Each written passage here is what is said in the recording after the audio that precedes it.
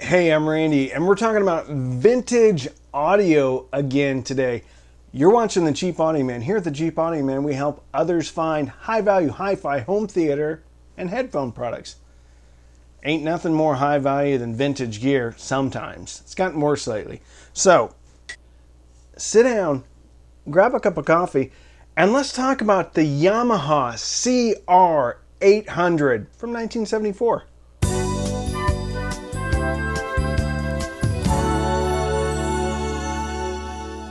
Today's video is not sponsored by anyone because I cleaned up my office and I don't have as many things lying around that I can make up stories about.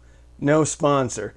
The Yamaha CR800 from 1974. And most of the information that I got about this receiver, really actually all of it, came from hi-fi-engine.com or classic-audio.com. I go to hi-fi-engine.com a lot when I'm looking at vintage receivers to check out power ratings, when they were made. Sometimes they even have the retail price of when it was made or when it was available. You can even get owner's manuals, sometimes repair manuals, wiring diagrams, all sorts of great information from hi-fi-engine.com.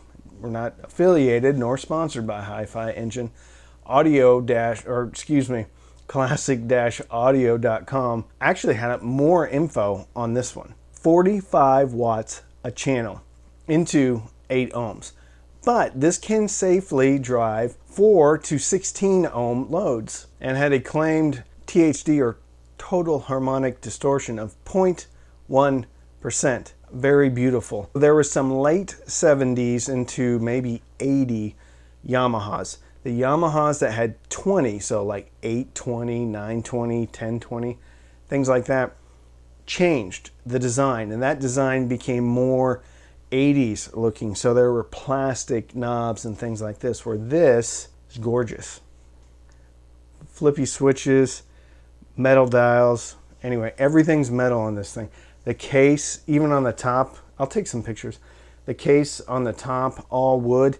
This has wood surrounding the entirety of the receiver. In order for one to get it out to work on, there are 4 screws on the bottom and the whole thing slides out to the front. Most receivers actually just have kind of a shroud. You can unscrew it on the sides, kind of pushes it back and then pulls it up. This one, it's encased in a yummy sarcophagus of probably walnut, or at least walnut veneer. Gorgeous. Feel the grain. This is a really nice piece. I got this one off of eBay, and my buddy Steve, who is really into vintage audio, actually Steve doesn't even own any modern receivers or amplifiers. It's all vintage all the time for Steve, although he does have some DACs and stuff. Look what came with this thing. I got this off of eBay, but Steve found it for me. The original warranty card. I don't know if this is still under warranty, but I doubt it, but it's right here. It's so cool. I mean, the font, everything is really cool. Got to be really careful with that. Don't want to get a coffee stain on it. Also came with, I guess this is kind of like a spec sheet, if you will. A lot of specs, a lot of detail in here. Again, I want to be careful. Sorry, probably hit the microphone. It also has the stamp of the place that this was sold. It was bought from Stereo International in San Pedro, Texas. San Antonio. San Pedro is actually the address. Then it gives the phone number. This thing is so old, there wasn't even an area code in front of the phone number. It just has the last 7 digits. So it gives all the specs on here.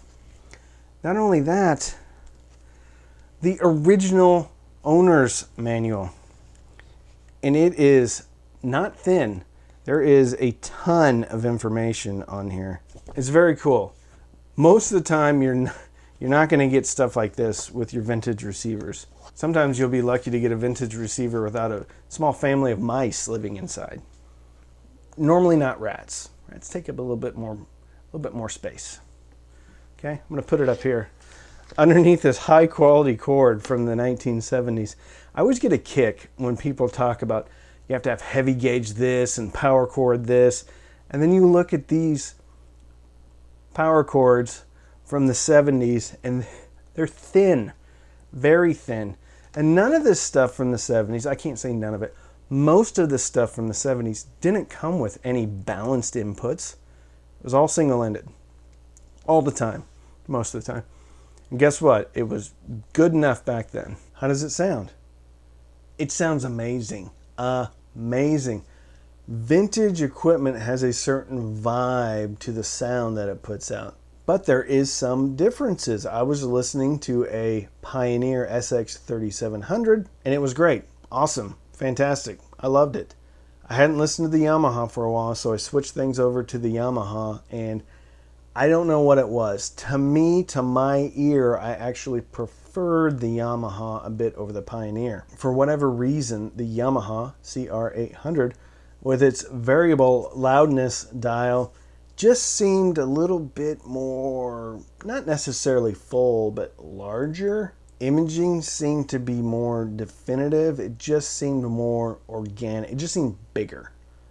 The sound, the music just seemed more immersive. The Pioneer wasn't as, I guess, three-dimensional as the Yamaha. But again, the Pioneer, fantastic, love it, sounds great. And that's kind of, the 3700 has kind of become my daily driver because that thing's dead quiet. I think everything inside is pretty much perfect on that one. My SX580 from Pioneer is also dead quiet, so things sound perfect on that as well. The 3700 has a bit more oomph, a little bit higher power. So let's talk about what's on the front. We're going to go all the way across. Okay, this may be boring for people. If this isn't your thing, you probably don't want to watch this because we're going to go into some detail about what's on the front of this receiver. All the way to the left, power button. It's not a button, it's a switch. Still sounds so good. Right next to that is the speaker selector switch. Now, if you look at the new Yamaha receivers, and they're not really receivers anymore, the new Yamaha integrated amps, because there's no tuners in those for the most part. I don't know, maybe there is some, but all the ones that I look at are just integrated amps. They carry over a lot of the same styling with the vertical selector knob. I want to be very careful. Vertical selector knobs with these and similar knobs. And this knob is knurled on the outside. This thing is in fantastic shape. So speaker selector switch, A, B, or A plus B. Next to that, you have a mic input and actually a mic volume. Now listen to this thing when you click it on. Oh yeah, look at that. Mic input and then headphone output. Mic input. Apparently you could do karaoke with this thing back in the 70s if you wanted to, or use it as a PA system. Mic level next to that. I'm not going to plug a mic into this. Then bass tone controls. And again, they're clicky, so they don't just spin smoothly.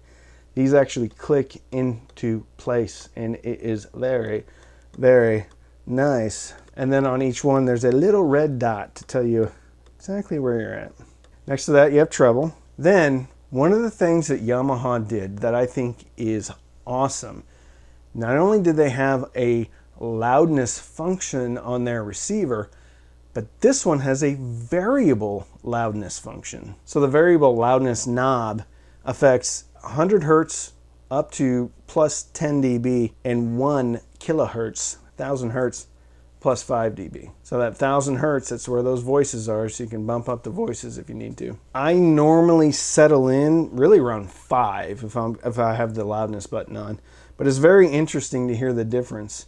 If I turn it all the way up to 10, it's kind of bassy and a little bit muffled, not a lot of top end. So I'm not exactly sure. Now, if I get any of this wrong, or if there's anything that I'm missing, please put it down below in the comments if you're familiar with these Yamaha vintage receivers, because if you are, I bet you enjoy them. Next to that, volume. Now, interior to the volume knob is the balance knob, both metal, of course, and both knurled. So if you need to adjust, oh, it's so smooth too. You need to adjust the balance. It's right back here. It's very cool. Now, mine was in very good shape. Some of them, though, if they're a little bit sticky, you might be changing the balance as you turn the volume up or down. Just keep that in mind. Next to that, there is a negative 20 dB, for the most part, mute. It doesn't really turn it off. It just brings it down a bit, which is kind of nice. Next to that, there's a low filter, but really it can be used as a high pass filter. This receiver can actually do bass management because it has preamp outs, which you can hook up to a subwoofer if you'd like. Only problem is there's a switch on the back, and if you engage it into preamp mode, I think it disengages the speakers. Probably can't really do bass management. But if you're running a sub out of the speaker inputs on the sub, you can actually do bass management. You can cut the bass below 70 hertz on your front speakers, and it works because I tried it. Then there's one for 20 hertz too, which I think is actually like a subsonic filter. But again, if I'm wrong, let me know. Then there's a high filter, and it says high blend, which I don't really know. I looked it up, and it says it's negative 3 dB at 8 kilohertz with a 12 dB per octave slope. Also 12 dB per octave slope on the low filter, or high filter, really. It really is kind of a high pass filter, so it lets everything above 70 go in. So anyway, it's called a low filter. Next to that, you have the tape. If you want to dub some tapes, make some tapes from your favorite records or 8-tracks. It's right here. Next to that, there is your input selection, aux, 2 phono inputs, and they both work because I tried it. FM muting and then FM and AM. There is published power specifications for this. Continuous power at 8 ohms, one will get 55 watts into one channel driven, 45 watts into 2 channels driven, and that's all the way from 20 up to 20,000 hertz. So that's a dynamic rating, which is really the good rating. And I have heard that Yamaha was very conservative with their power ratings. And this thing, most people would sneeze at 45 watts today. Oh, that's not enough. This thing is a monster. I can rarely get it above 2, sometimes 3. And I listen normally below 85 dB. Actually, I listen normally below 80 dB. Again, I'm like 1 at 1. So all the way over here. It gets loud pretty quick. At 4 ohms, this puts out 50 watts with variable, so 20,000 up to 20 up to 20,000. It'll hit 60 at 1 kilohertz with test tone at 1 kilohertz with both channels driven. 70 with one channel driven. So with Yamaha, there's different series. So this was the 800, but there was a 600 and there was a 400. But some of those cross different date ranges. The 900 actually rated higher. That was in 1981, and that was rated at 70 watts. The 600 was rated at 35 watts, and that was this vintage. So this is a 74. The 600, which looks identical, was a 74 as well, but that was rated at 35 hertz. But still, I'm sure that thing pushed everything just fine because 35 hertz from a Yamaha, not too shabby. And then the 400 was in 1977, and that was rated at 16 watts. And again, I have a lot of receivers or vintage receivers that are 20 watts, and still, they get loud enough. Last night I was playing around with my Pioneer SX580, which wasn't in very good shape when I got it. So I had the top off, and I was spraying some dust out, putting a little DACs into the volume controls and the knobs and the push buttons and everything. And that thing's only rated at 20 watts. And let me tell you, I get it up to 90 dB, no distortion. Actually, the speakers were starting to fall apart before anything else. I generally, when I first get a vintage receiver, hook it up to a speaker. If it destroys the speaker, I'm not necessarily going to be super sad about it. So I put cheap speakers on there. After it's run for a while and I can trust the receiver, then I'll put higher end speakers on it. If you get a vintage receiver, you may want to hook up a pair of speakers that you're not super in love with, that if for some reason it blows them up, it's not the end of the world. You can get the Sonys. Actually, the Sonys were on sale. They went off sale. You can get the Mookies, though, for like 60 or 70 bucks. That's what I had playing last night, the Mookies. Anyway, the 20-watt Pioneer got into the low 90s as far as like how loud it is with no problem. So, what's on the back? On the back. I don't know if this is an AM antenna or not. I think it's an AM antenna because the FM antenna stuff's right here. I don't know. I don't know what this is. I know I should. It's on the back of all my vintage receivers. I know it has something to do with the tuner. Anyway, underneath that is the ground for the phono. Then the two phono inputs. And this is, I didn't clean this. This is how clean this receiver is. And I was really blown away by it. Phono 1, Phono 2, auxiliary. Then two tape in and tape outs. And then an IF out. Not sure what the IF out is for. In the comments, whatever IF out is, let me know. And then a preamp out. And then next to that is a switch. It's called the coupler. So I'm assuming that is connecting the internal amp to the internal preamp, or disconnecting it. Then there's a main in, so you can actually use this as a power amp as well. Next to that is the speaker outs, two sets of speaker outs, and then 1, 2, 3, 4 AC switches. Some are switched and some are unswitched. I'm assuming the unswitched can just pass power right through even if the Yamaha's not on. I could be getting that backwards, and if I'm wrong, again, in the comments, let me know. And then the main fuse. I have not had this thing open. Again, as I said before, to get into this, and I watched a YouTube because some guy on YouTube actually replaced the incandescent bulbs with some LEDs. Go figure, a 50-year-old incandescent little bulb burns out. So anyway, you can put an LED kit in here if one is so inclined. This thing doesn't light up as much as a lot of the Pioneer stuff and a lot of the Marantz stuff. So there's only a few lights, one of which is in the tuner dial that goes back and forth. So the entirety of the tuner isn't lit up, which a lot of the older receivers did do that. So it was very cool, had a lot of glow. This one not as exciting on the front end from a light perspective. I think the rest of it though is pretty good looking. And on the top, I'll take a picture of the top too. It is brushed aluminum vent on the top. It's not just a black covering. They really designed this well. Beautiful. Gorgeous.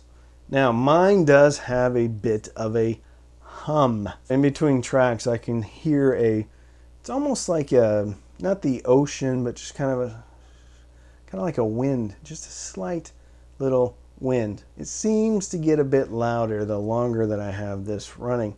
It's not associated with the volume knob, so I would assume it's in the amplification stage and not the preamp stage.